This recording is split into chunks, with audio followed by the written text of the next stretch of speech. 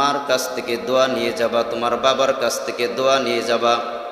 তোমরা দেখা যায় আমার যুবক ভাইরা, দেখা যায় আমার যুবক ভাইরা দোয়ার জন্য ছুটে যায় ওই বন্ড পীরের মাজারে, দোয়ার জন্য ছুটে যায় ওই ল্যাংটা বাবার মাজারে।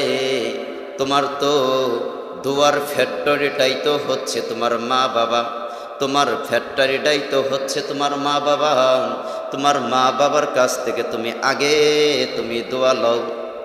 দেখবা প্রত্যেকটা কাজের আগে, প্রত্যেকটা কাজ করার আগে তোমার মা বাবার কাছ থেকে যখন দোয়া নিয়ে যখন তুমি কাজ আরম্ভ করবা, প্রত্যেকটা কাজকে তুমি সফল হতে পারবা।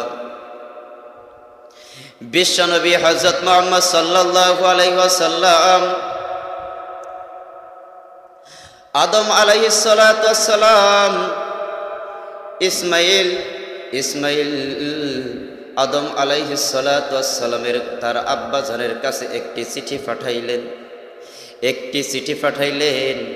ইসমাইল যখন তার আব্বা জানের কাছে যখন একটি চিঠি পাঠাইলেন, চিঠির ভিতর যখন চিঠি পাইয়া ইসমাইলের আব্বা জান যখন চিঠি পাইয়া যখন ওই চিঠিটা পড়তেছে, চিঠির ভিতর ইসমাইল লিখে দিয়েছে, ও আব্বা জান, আমি তো নতুন সংসার শুরু করছি, আমাকে দোয়া করার জন্য আপনি আইসেন গো আব্বা জান। আদম আলাইহিস সালাতু ওয়াস সালাম,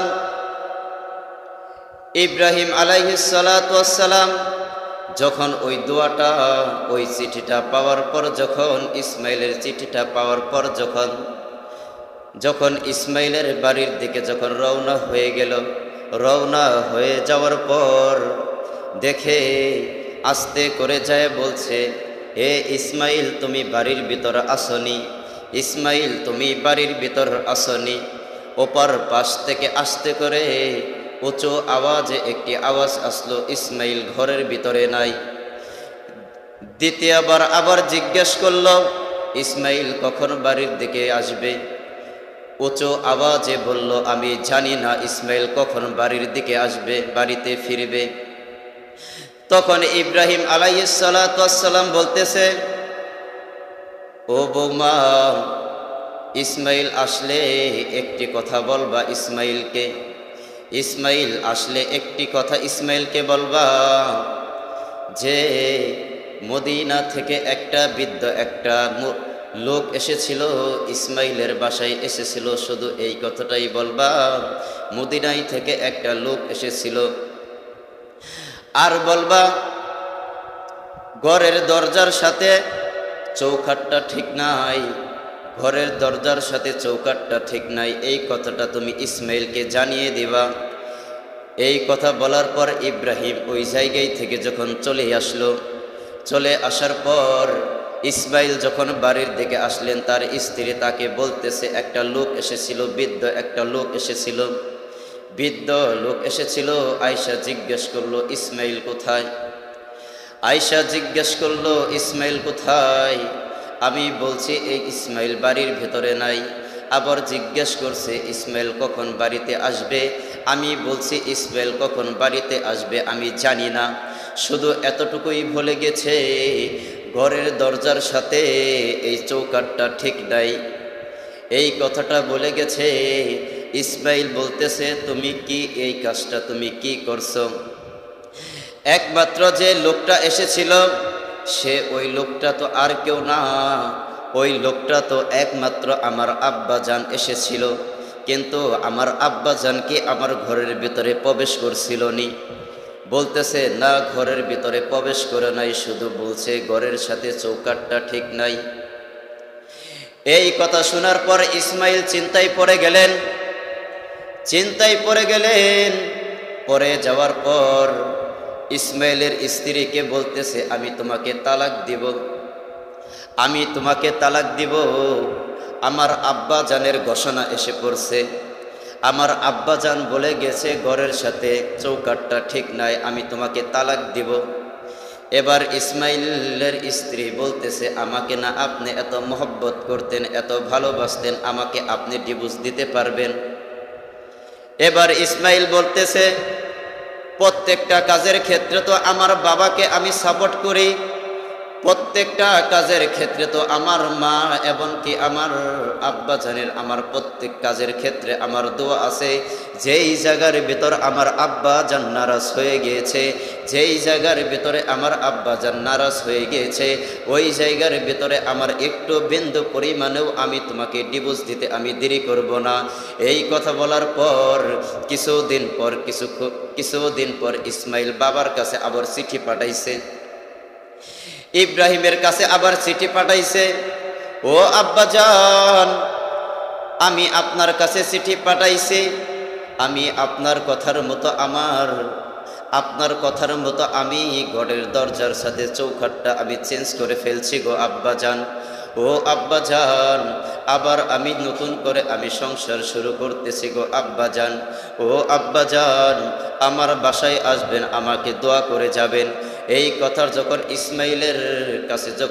ইসমাইল যখন তার আব্বাজানের কাছে যখন চিঠি পাঠাই দিছেন, চিঠি পাঠানোর পর ইব্রাহিম যখন তার বাড়ির দিকে যখন রওনা হয়ে গেল, বাড়ির দিকে রওনা হয়ে যাওয়ার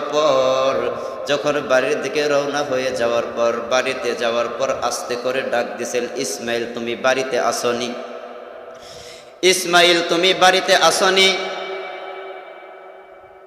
এবার ওই পাশ থেকে আস্তে করে সুন্দর আওয়াজে আসতেছে, হ্যাঁ ইসমাইল তো বাড়ির ভিতর নাই, ইসমাইল তো বাড়ির দিকে নাই, আপনি কে? আগে বাড়ির ভিতরে আসেন, বিশ্রাম করেন, তারপর ইসমাইলের সাথে সাক্ষাৎ হবে।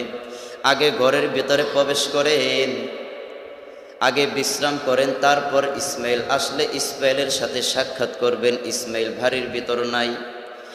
এত সুন্দর করে এত মিষ্টি সুরে অপর পাশ থেকে যখন আওয়াজ আসছে, আসার পর এবার ইব্রাহিম চিন্তা করতেছে, মনে হয় দরজার সাথে ঘরের সাথে চৌকাঠটা মনে হয় এবার ঠিক আছে, মনে হয় ঘরের চৌকাঠটা মনে হয় ঠিক আছে।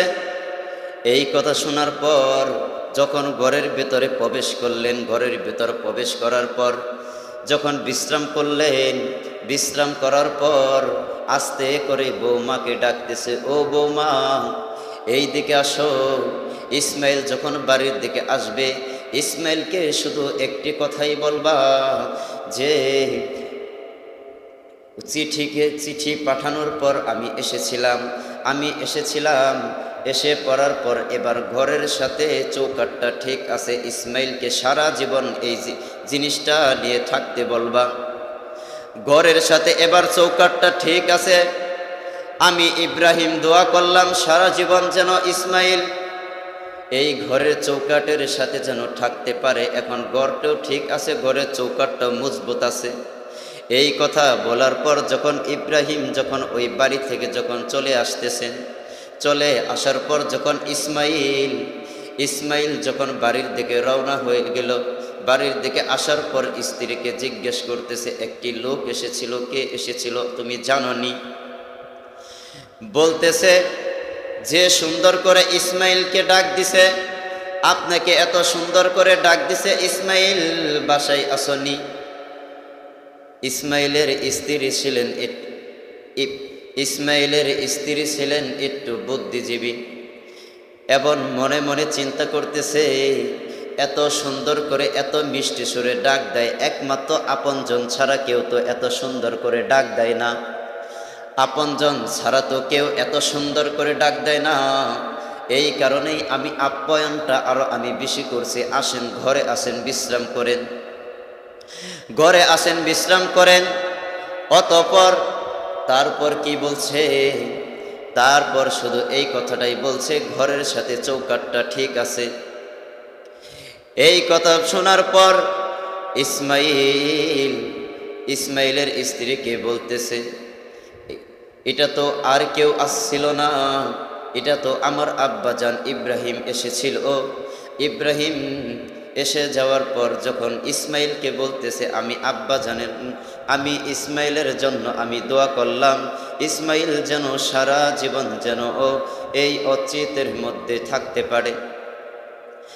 এই কারণে ভাই, বাবা মা হচ্ছে এমন একটা জিনিস, তুমি যত বড়ই হও না কেন, তুমি যত পবিচারী হও না কেন, দেখবা প্রত্যেকটা কাজের ক্ষেত্রে তোমার মা বাবার অবদান থাকে। প্রত্যেকটা কাজের ক্ষেত্রে তোমার বাবার অবদান, প্রত্যেকটা কাজের ক্ষেত্রে তোমার মার অবদান।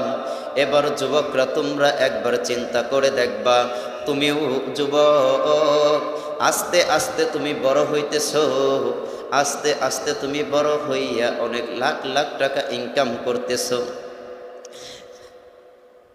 লাখ লাখ টাকা ইনকাম করতেছ। তুমি তোমার বন্ধু বান্ধবের সাথে চলতে গেলে দেখা যায় তোমার হাজার হাজার টাকা তোমার বন্ধু বান্ধবের সাথে তুমি শেষ করে ফেলাও। দেখবা এবার বৃদ্ধ বাবা যখন হয়ে যায়, যখন বৃদ্ধ মা হয়ে যায়, বৃদ্ধ বাবা মা হয়ে যাওয়ার পর তারাও তো তোমাদের মতো, যখন তুমি ছোট্ট ছিলা ওই বৃদ্ধ মাও তখন, বৃদ্ধ বাবাও তখন ছোট হয়ে যায়, তখন ছোট হয়ে যায়। এমনকি বাবা চিন্তা করে হাটের ভিতরে যখন যায়, যাওয়ার পর তোমার বাবার সাথে যখন তোমার আগের, যখন তোমার বাবার বন্ধুর সাথে সাক্ষাৎ হয়ে যায়, তোমার বাবার বন্ধুর সাথে যখন সাক্ষাৎ হয়ে যায়, সাক্ষাৎ হয়ে যাওয়ার পর তোমার বাবা চিন্তা করে, আমাকে তো অমুক বন্ধু ডাক দিল এক কাপ চা খাওয়ার জন্য, আজকে যদি আমার বন্ধুর চাটা যদি আজকে আমি পান করি, পান করার পর তো দেখা যায় কালকে তো আমার ওই বন্ধুকে আমার চাটা পান করার লাগবে, এমনকি চাটা খাওয়ার লাগবে।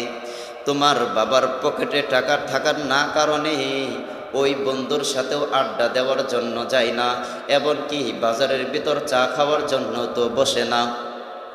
তুমি একবার চিন্তা করে দেখবা, তোমার বাবা তোমার আবদার পূরণ করত, এবার তুমি বড় হয়েছ, তোমার মা বাবা এখন ছোট হয়ে গিয়েছে, তোমার মা বাবা এখন ছোট হয়ে গিয়েছে। এবার বাবা এক সময় চিন্তা করে, সন্তানের আশায় থাকে, সন্তান আমাকে কখন টাকা দিবে, সন্তান আমাকে কখন টাকা দিবে, ওই টাকা নিয়ে আমি বাজারের ভিতর যাব। এই দিকে বাবা কখনোই সন্তানের কাছে টাকা চায় না। আর কেমন যুবকরা, কেমন কোলাঙ্গার যুবক হয়েছ, তোমার বাবার ইচ্ছাটাও তুমি বুঝো না, তোমার বাবার ইচ্ছাটাও তুমি বুঝো না। তুমি চলতে গেলে, তোমার বন্ধুর সাথে চলতে গেলে তোমার 1000 টাকা তোমার বন্ধুর পিছে চলে যায়। তোমার বাবারও তো এক সময় বন্ধু ছিল, তোমার বাবারও তো এক সময় 4 হোস্টেলের অভ্যাস ছিল, আজকে তোমার বাবার পকেটে টাকা নাই। তুমি কেমন সন্তান হইছ, তুমি 500 টাকাও তোমার বাবাকে দিতে পারো না। এবার সন্তান চিন্তা করে, এবার বাপজান চিন্তা করে, আজকে আমি সন্তানের কাছে আমি টাকা চাইব, আমি আমার সন্তানের কাছে আমি টাকা চাবো।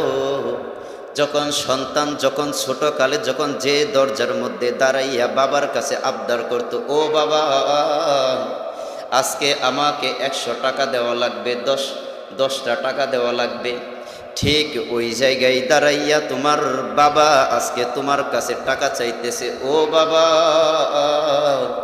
তুমি আমাকে কিছু টাকা দিয়ে যাও, আমাকে কিছু টাকা দিয়ে যাও, আমি বাজারের ভিতর যাইব,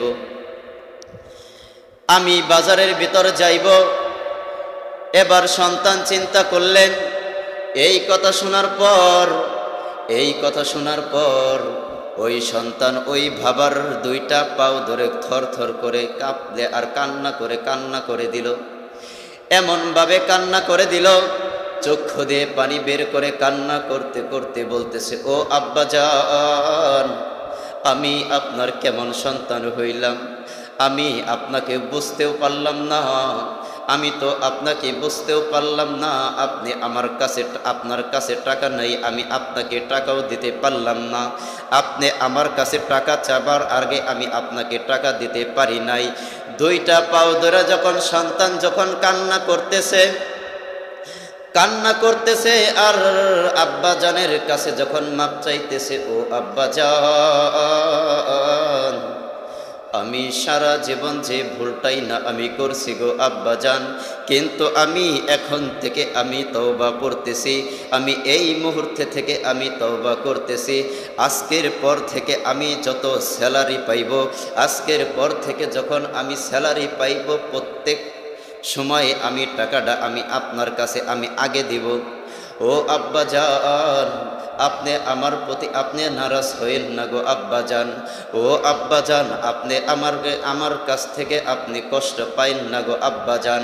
আমি আজকে ভুল করে ফেলছি, ও আব্বাজান আপনি আমাকে মাফ করে দিবেন। কিন্তু আপনি আমাকে মাফ করে দিবেন, আপনি আমাকে মাফ করে দিবেন গো আব্বাজান।